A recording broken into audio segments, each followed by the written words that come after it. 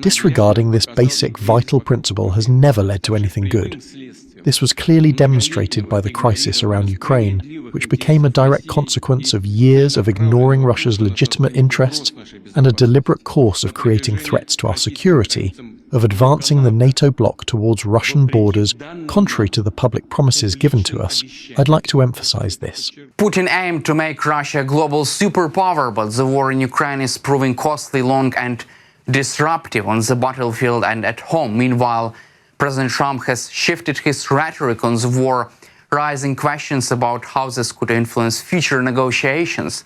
How has the war revealed the limits of Russia's power, and how might changes in US political rhetoric affect peace negotiations? Russian dictator Vladimir Putin's long-standing ambition to reassert Russia as a global power is facing what may be the end of an era, according to Politico.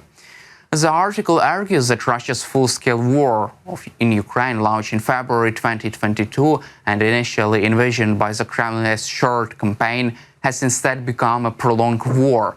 Nearly 4 years on, the conflict has drained Russia militarily, economically, and politically, while delivering only limited territorial gains. Politico notes that the war has now stretched longer than the Soviet Union's fight against Nazi Germany during the Second World War, underscoring the scale of the strain on the Russian state and society.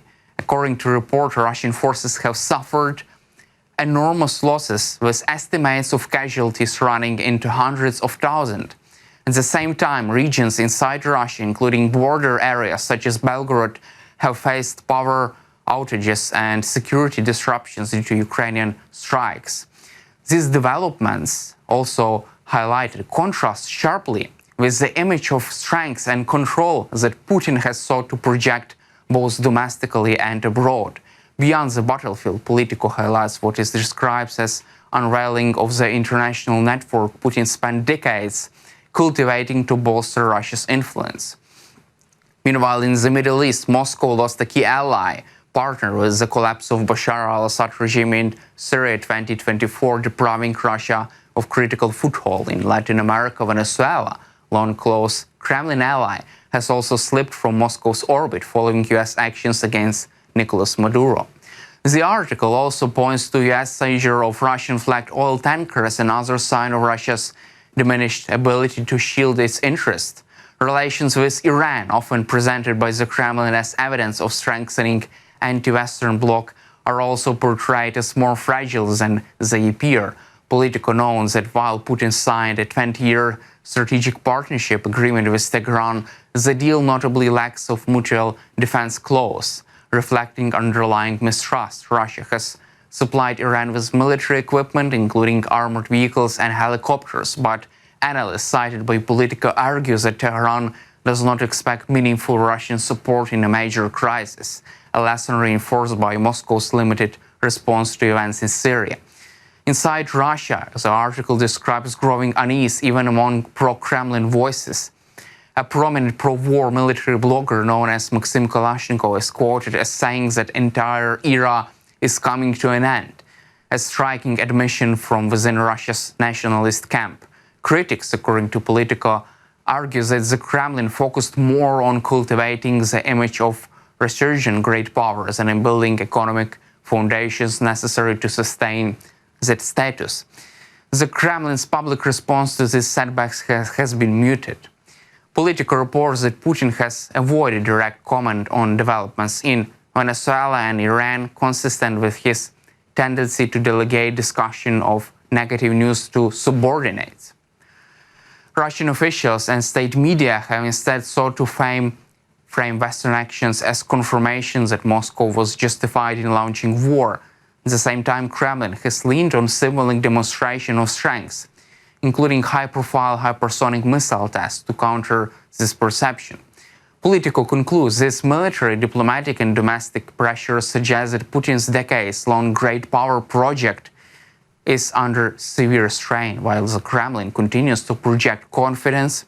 The article argues that the combination of grinding war in Ukraine and the erosion of key alliances abroad raises fundamental questions about whether Russia can sustain the global role Putin has sought to restore. and whether the geopolitical era he shaped is now drawing to a close.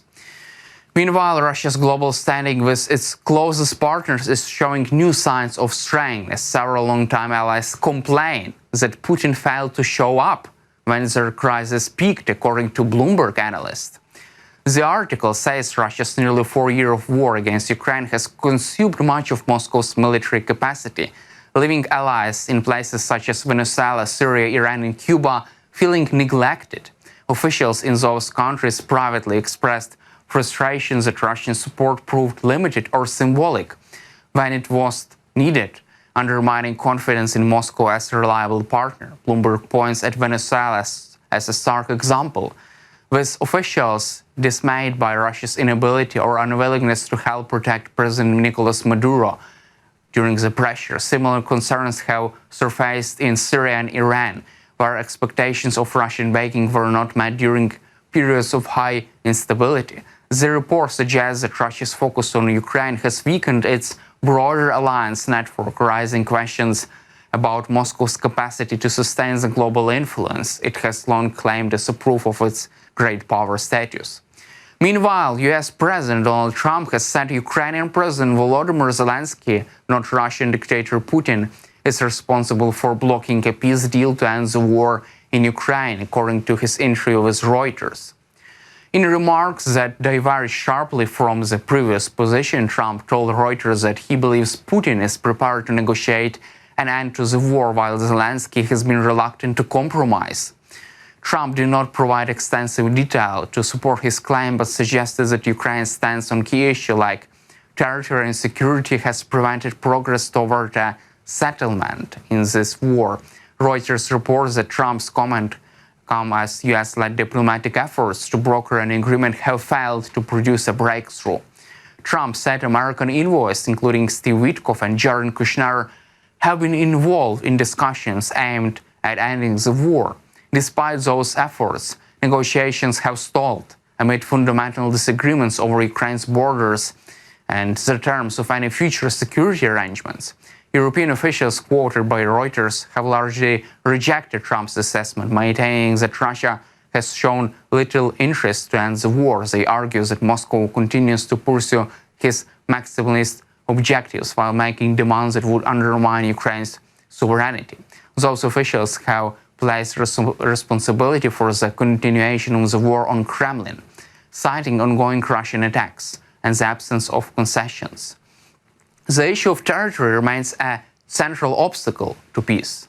Reuters notes that Zelensky has said Ukraine cannot agree to any deal that involves surrendering land to Russia, stressing that Ukraine's constitution prohibits territorial concessions to invading force. That position is widely supported inside Ukraine, where public opinion remains firmly opposed to recognizing Russian control over occupied regions. Trump's comments were quickly welcomed by the Kremlin. In a separate statement, Kremlin spokesperson Dmitry Peskov said Trump was right in his assessment and claims that Russia remains open to negotiations. Peskov said Moscow's conditions for peace are well known to US officials and suggested that responsibility for any delays lies with Kyiv. Ukraine's leadership strongly rejected this. In response, Zelensky said Ukraine has never been an obstacle to peace and remains committed to ending the war. He pointed to continued Russian strikes on Ukrainian infrastructure, including energy facilities, as evidence that Moscow is not acting in good faith when it comes to negotiations. The Reuters report places Trump's comments within a broader diplomatic context, marked by growing differences between Washington and some of its European allies. While Trump has argued for a rapid negotiating settlement, many Europeans insist that any peace agreement must respect Ukraine's territorial integrity and avoid Russian aggression. Meanwhile, senior Danish and US officials held high-stakes talks this week amid renewed tension over Greenland, after President Trump again pressed Washington's interest in strategically important Arctic region, according to Reuters. The meeting held in Washington brought together Danish Foreign Minister Lars Løkke Rasmussen and Greenland Foreign Minister Vivian Motzfeldt with US Vice President J.D. Vance and Secretary of State Marco Rubio. It followed repeated public statements by Trump suggesting US should gain control of Greenland. an autonomous territory within the Danish kingdom. After the talks, Danish and Greenlandic officials made clear that fundamental disagreements remains. Denmark and Greenland rejected any suggestion of US ownership of the island, emphasizing sovereignty and Greenland's right to self-determination. Rasmussen describes the discussions as difficult but said dialogue would continue. Despite the sharp divide, the sides agreed to establish a joint working group focused on Arctic security and cooperation, an effort aimed at managing tensions while maintaining diplomatic engagements. The dispute has drawn widespread attention in Europe and US. A Reuters Ipsos poll published this week found that only about 1 in 5 Americans support Trump's push to acquire Greenland, with broad opposition to using military force.